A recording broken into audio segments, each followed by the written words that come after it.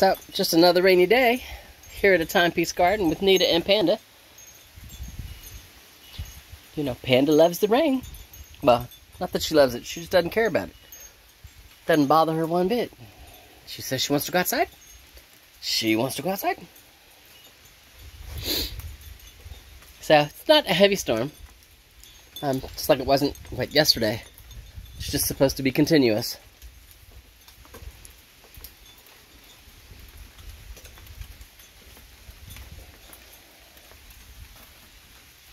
You know. Which is good. Waters the garden. Both the flowers and the veggies. I don't have to. And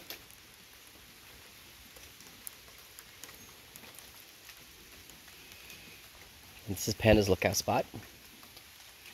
She can look pretty much across the entire backside of the 3 acres roughly.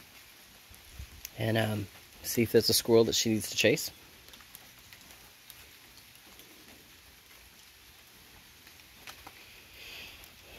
So, anyway, y'all have a great day. Stay dry. And Panda and I will talk to you later.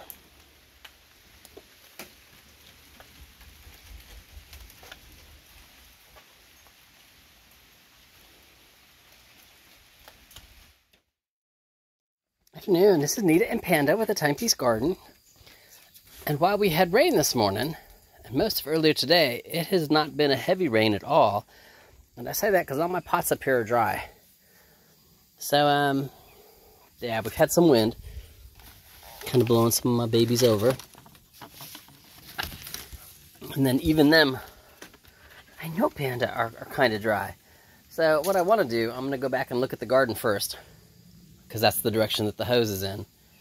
And see if it's, you know, wet or dry. Because, you know, there's enough trees up here that it might have blocked some of the rain, and I just need to, you know, get my water bucket spout and water these. Then again, it could be that I need to go ahead and water the garden. There's a bumblebee in here. There he is, trying to get a drink. Anyway, so let me go check the garden, and yeah. Pen and I'll be back. Talk to you in a few.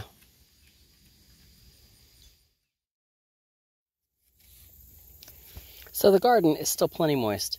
It was also the last place I watered. I watered and then it rained, and it rained again today. So it's still plenty moist. I'm not going to water the garden again today. Which is good. For the most part, it means I can go ahead and just take the hose out, undo the connection, and just go water the flower garden. So that's what Pen and I are going to do after we pick some Anaheim peppers. So if you look at that one, he's just starting to get a little bit of pink on him. So it's time. They'd let me know when they were ready to be harvested. Oops, there he is. So they're ready. So since we're out here, we're going to pick some Anaheims. Already got some tomatoes and another yellow squash that's ready. We'll check that tomato. And it looks like there's a couple of cucumbers that are ready to be picked as well. So, that's what we're going to do. Talk to you in a few. So, I had recently seen a thing on watermelons that talked about when the little curlicue that's across from the main stem of the watermelon is dead, that the watermelon is ripe. It's as big as it's going to get, and it's ripe. And this is dead. This is quite dead. It's dead. It's brown. It's dried up. So, I don't know if you hear that. It sounds like it's a ripe watermelon. And I know the kind that I bought were supposed to be, you know, individual sized, you know, great for 1 or 2 people. I won't lie. He looks like he's on the small side to me. But, you know, I'm going to pick him. Going to figure out whether or not we're going to have watermelon today or tomorrow. And yeah, so, and here's a green curlicue. You can see that's still obviously green. There's no watermelon there. And again, you can look at that one and see that it's completely dried. So anyway, I'm going to pick him. Talk to you in a few. Yeah, and the other thing I'm going to do tonight is I need to harvest some herbs. I'm not going to take any of the mint off of this because it was under stress. But I've got some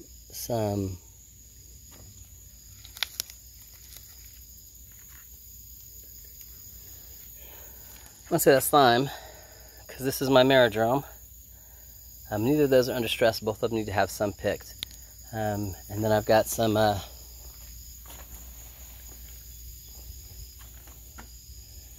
parsley and some basil down here and mint down there that was not stressed at all, that I'm going to harvest from. And go ahead and get those to dry in the bathroom. Same place that I cured my onions, same way. And I'll show you that in a minute. Alright, see you in a few.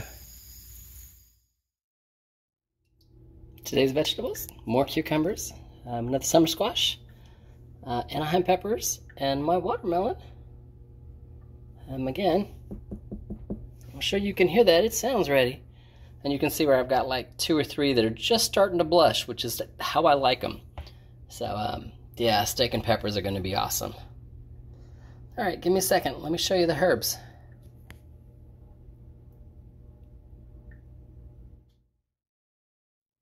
Alright, so we're in the front bathroom, the guest bathroom, the one that I don't use the shower in. It's got a nice air vent right there that blows directly up against the curtain here, and it creates a really good wind flow. This is where I cured the onions, and they did well. So, there we go. Starting from right to left, that's my sweet basil. Up above, that's the thyme. Down below is parsley. Up above is Meridrome, and then down below are mints. And this is just to make it so I know I've got fresh spices, you know, the stuff that I'm growing at least, to get me through the winter, because I can't just go out into the garden and, you know, pick some. And I can't wait till next year when I can add regular chives and garlic chives. They're a perennial, and they're not ready for me to harvest this year at all. Kind of like the asparagus. It's a perennial. Don't get any the first year. All right, those are the herbs. This is them drying out. Once they're all nice and dry, I'll take the leaves off the stems and use my mortar and grind them up and give me, you know, nice powders that I can sprinkle when I'm cooking, whether it be soups or stews or steak or whatever, chicken. Life is good.